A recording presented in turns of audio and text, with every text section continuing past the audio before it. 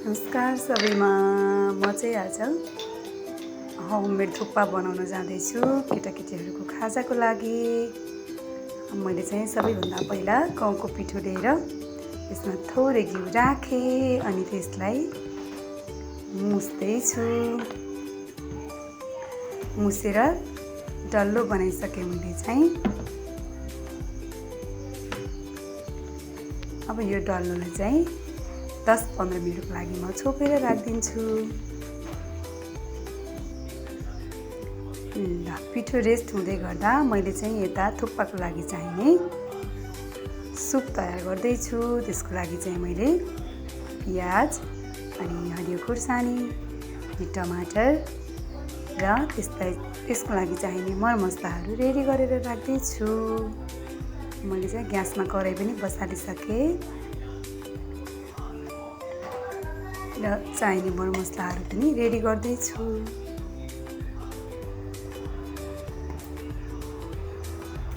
जिरा धुलोको पेस्ट, जिरा र धनियाँको धुलो, अनि यो चाहिँ आलु र अनि उसिनेर राखेको चना। ल मैले चाहिँ अब कराईमा तेल राखेँ।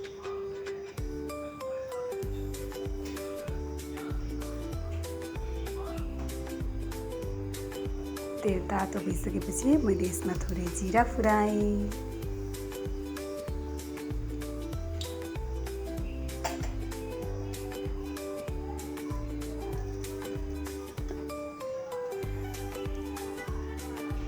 जिरा तातिसकेपछि मैले त्यसमा थोरै पियाज पनि राखेँ।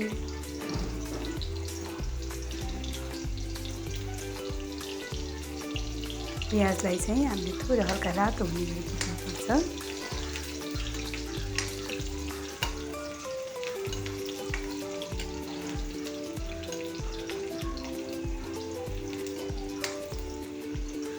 के गर्नु साथीहरू, कहिलेकाहीँ यसो जाँगर लाग्दाखेरि चाहिँ बनाउने हो है, सधैँ टाइम त हुँदैन। अहिले चाहिँ केटाकेटीको बिदा भएको बेलामा चाहिँ यस्तो घरमा बसेको दिनमा यस्तो खाजा बनाएको चाहिँ भिडियो बनाउन मन लाग्यो, त्यही भएर मात्रै हो। र अब मैले चाहिँ त्यसमा थोरै काटेर राखेको खुर्सानी पनि फुलाएँ। त्यसपछि एकछिन मजाले चलाइदिएँ।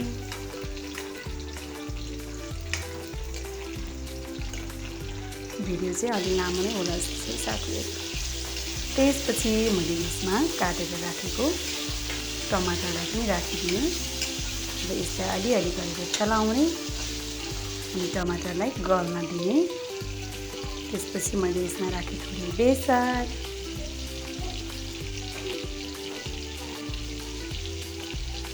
त्यसपछि राखेँ मैले थोरै नुन। नुनले चाहिँ यो टमाटरलाई गनाउँछ भनेर मैले अलिक पहिले नै राखेँ।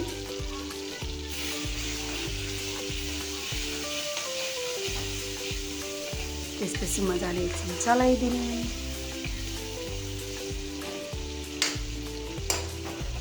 पकाउने तरिका त अब सबैको आफ्नै हुन्छ नि, त्यही पनि यसो सेयर गर्न मन लागेर मात्रै हो।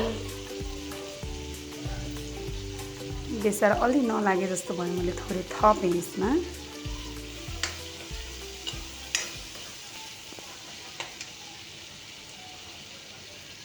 त्यसपछि मैले राखेँ यो चाहिँ अदुवा लसुनको पेस्ट, जुन चाहिँ मैले अघि नै रेडी गरेर राखेको थिएँ। अनि राखेँ मैले जिरा र धनियाँको धुलो।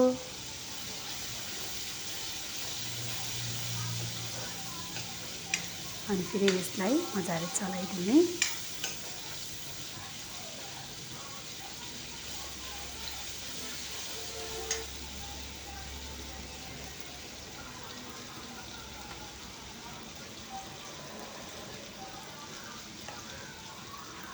जिरा धनियाँको धुलो चाहिँ अलिकति थोरै भयो जस्तो लागेर मैले फेरि थोरै थपेँ ल।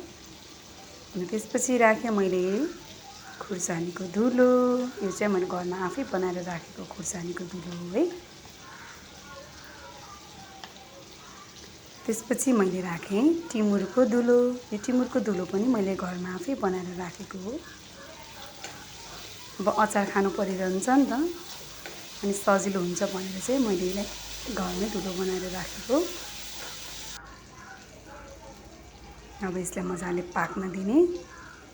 त्यसपछि मैले यसमा राखेँ उसिनेर राखेको चना।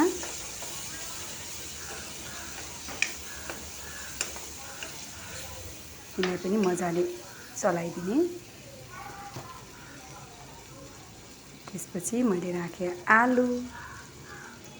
यसलाई पनि मजाले नुन लाग्ने गरेर चलाइदिने।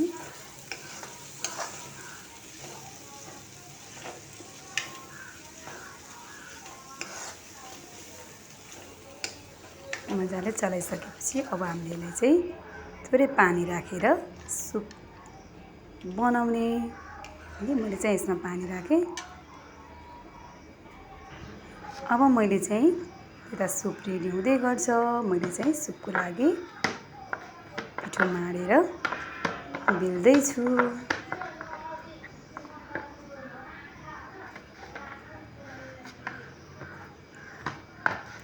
अघि नै भिजाएर राखेको पिठो हो, त्यही पनि नरम बनाउनको लागि चाहिँ मैले फेरि एकचोटि मुछेँ।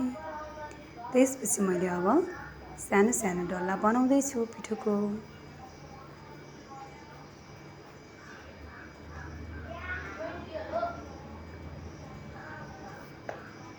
पिठोको डल्ला बनाइसकेँ मैले।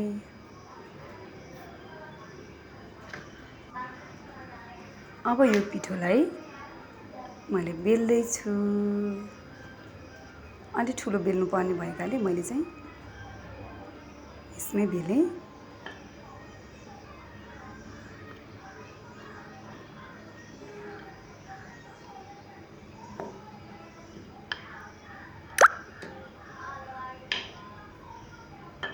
यतिको ठुलो बनाएँ मैले। कस्तो पिठो त बेलनामै टाँसिएको त, गोलो चाहिँ खासै भएन। गर्मी छ, पसिना आइरहेको छ, के गर्नु साथीहरू। गाह्रो छ हो किचनमा काम गर्न पनि। अब त्यसपछि मैले यसलाई मसिनो मसिनो टुक्रा गराउँदैछु।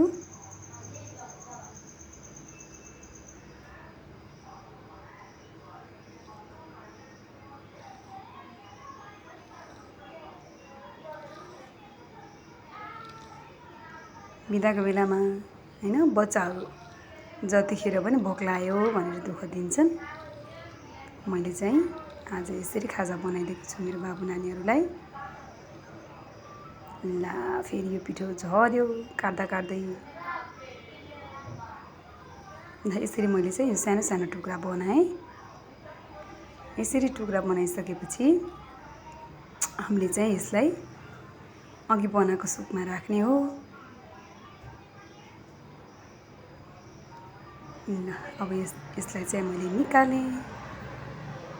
ल यत्रो यत्रो पिस बनाइसकेँ मैले चाहिँ, धेरै मसिनो पनि बनाएन।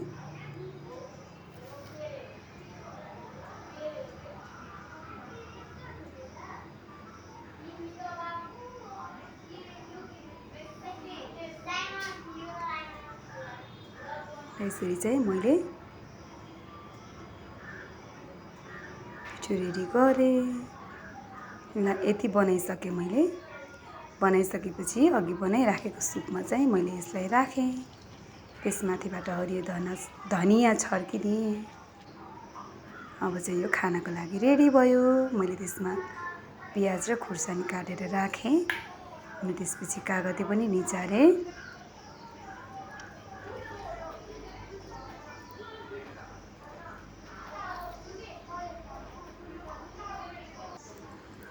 ल अब त्यसपछि चाहिँ बाबु नानीले खाए। मिठो मानेर खाँदैछन्।